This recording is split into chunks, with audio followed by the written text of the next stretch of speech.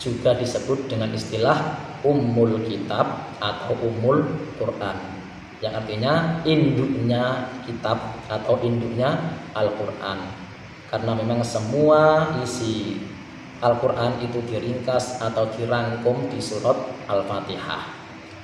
Itu nama yang kedua. Yang ketiga, nama dari surat Al-Fatihah adalah As-Sab'ul Mathani. Ini sering disebut di dalam hadis Nabi, yaitu As-Sab'ul Mathani. As-Sab'u artinya 7, Al-Mathani yang diulang-ulang. Jadi 7 ayat yang diulang-ulang. Jadi Fatihah itu terdiri dari 7 ayat yang diulang-ulang, yang sering dibaca orang tadi setiap harinya. Itu di dalam sholat atau di dalam doa itu sering diulang-ulang. Jadi makanya disebut dengan istilah As-Sab'ul Mathani. Ini juga ada perbedaan pendapat ulama tentang lafal Mathani. Jadi lafal Mathani itu ada ulama yang berpendapat bahwa Mathani itu artinya berulang-ulang. Mathani berulang-ulang. Ada yang berpendapat bahwa Mathani itu artinya 2 bagian.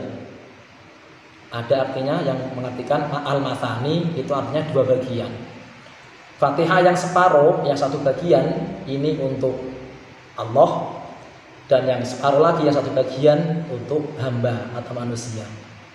Jadi lafal mulai Bismillahirrahmanirrahim, Alhamdulillahirabbil alamin, Ar-Rahmanirrahim, Maliki yaumiddin, Iyyaka na'budu wa iyyaka nasta'in. Sampai iyyaka na'budu itu adalah sanjungan untuk Gusti Allah. Jadi untuk Allah, sanjungan untuk Allah. Dan mulai wa iyyaka nasta'in ihdinas siratal mustaqim sampai waladdallin, ini adalah doa yang dibagikan untuk manusia atau umat. Jadi Fatihah itu dibagi menjadi 2. Yang separuh awal itu sanjungan kepada Allah, mengenal zat-zat Allah, yaitu Ar-Rahmanir-Rahim, Maliki yaumiddin. Nah, itu mengenal zat-zat Allah, sanjungan-sanjungan untuk Allah. Dan yang separuh kedua itu doa untuk manusia. Itu pendapat yang kedua. Jadi Al-Mathani itu artinya 2 bagian. Itu sebagian ulama. Ada ulama yang lain yang berpendapat bahwa Mathani itu artinya sanjungan kepada Allah. Dan memang di Fatihah ini isinya adalah sanjungan kepada Allah. Jadi nama yang ketiga adalah As-Sab'ul Mathani, yaitu 7 ayat yang diulang-ulang. Itu yang ketiga. Yang keempat ada yang namanya Al-Waqiah. Jadi Al-Waqiah itu juga nama Fatihah. Ada surat Ruqyah sebagai surat mantra atau obat, surat Syifa, surat Shalah, surat Doa, dan banyak sekali. Tapi yang paling terkenal tadi ada kurang lebih ada 4, yaitu Al-Fatihah, Ummul Kitab, Ummul Quran, As-Sab'ul Mathani, itu yang paling populer. Tapi semua nama Al-Quran itu jumlahnya ada 30 selain Fatihah, nama Fatihah maksudnya.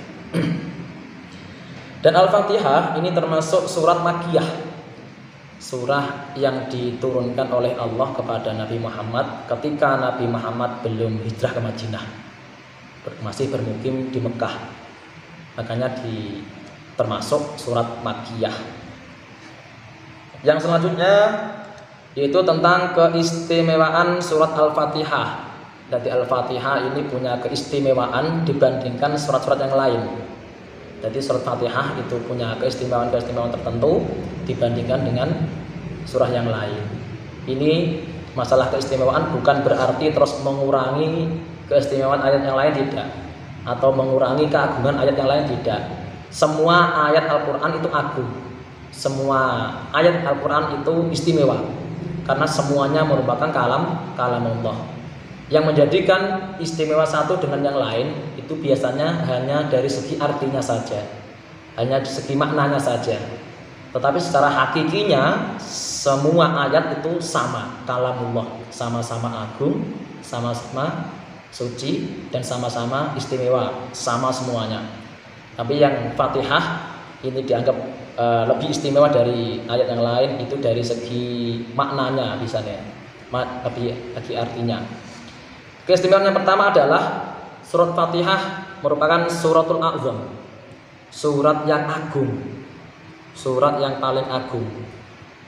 Makanya dari itu Allah memilih di antara 114 surat ini Fatihah yang dibaca di dalam sholat. Ini menunjukkan bahwa Fatihah merupakan surah yang azam, yang agung. Yang kedua, di surah Fatihah itu tidak ada yang menyamainya di dalam Taurat, Injil maupun Zabur, maupun di dalam Al-Quran sendiri. Jadi isi dari Fatihah itu di kitab yang lain itu tidak ada yang menyamainya. Di Zabur tidak ada yang menyamainya, di Injil tidak ada yang sama, di Zabur tidak ada yang sama. Bahkan ayat Al-Quran lainnya tidak ada yang menyamai surat Fatihah. Di hadis Nabi bersabda, "Man qara'a Fatihatal kitabi faka'annama qara'at Taurata wal Injila waz Zabura wal Furqan." Barang siapa yang membaca surat Fatihah, ini seakan-akan dia telah membaca kitab Taurat, seakan-akan dia membaca kitab Injil, dan seakan-akan dia membaca kitab Zabur, dan seakan-akan dia membaca keseluruhan dari kitab Al-Quran. Nah, ini keistimewaannya Fatihah. Jadi sapa wonge yang membaca Fatihah itu koyok-koyok ndeke maca Taurat, koyok-koyok maca Zabur, koyok-koyok maca Injil, dan kayak seakan-akan dia telah khatam dari Al-Quran. Nah, ini keistimewaan yang kedua.